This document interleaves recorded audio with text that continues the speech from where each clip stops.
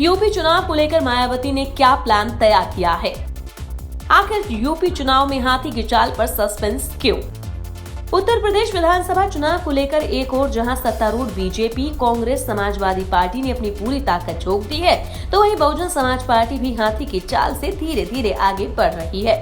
आलम यह है कि इस चुनावी लड़ाई में बीएसपी का कोई खास प्रभाव नहीं दिख रहा है। ऐसे में बीएसपी सुप्रीमो मायावती ने खास प्लान तैयार किया है।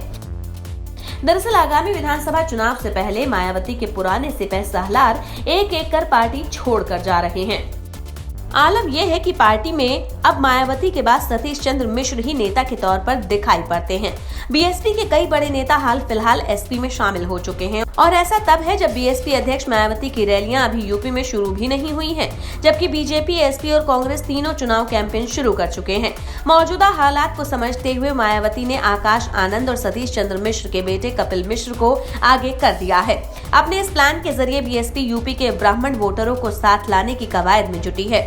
असल में प्रदेश में बीएसपी का मूल वोट बैंक अनुसूचित जाति को ही माना जाता है। प्रदेश में करीब 21% दलित मतदाता हैं, जिनमें करीब 12 से 13% बीएसपी का मूल वोट माना जाता है। हालांकि अनुसूचित जाति की अन्य जातियां बीजेपी और एसपी में बढ़ चुकी हैं। मायावती के इन 12 से 13% वोटों के बारे में कहा जाता है कि परिस्थितियां चाहे जैसी हों, लेकिन ये वोटर हर हाल में मायावती के नाम पर ही वोट करता है।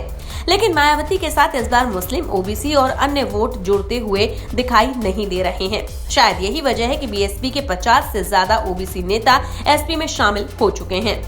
हाल ही में बीएसपी के 6 विधायक भी एसपी में शामिल हुए, जिसमें ओबीसी और मुस्लिम विधायक शामिल हैं। ऐसे में मायावती के सामने इस बार चुनौतियां बहुत ज्यादा हैं, क्योंकि जो नेता एसपी से बच जा रहे हैं उन्हें बीजेपी छोड़ने को तैयार नहीं। ऐसे में मायावती अपने मूल वोट बैंक को बचाने के साथ साथ कुछ ब्राह्मण मतदाताओं पर काम कर रही है। हालांकि मायावती का ये दाव कितना कारगर साबित होता है, ये देखना दिलचस्प होगा।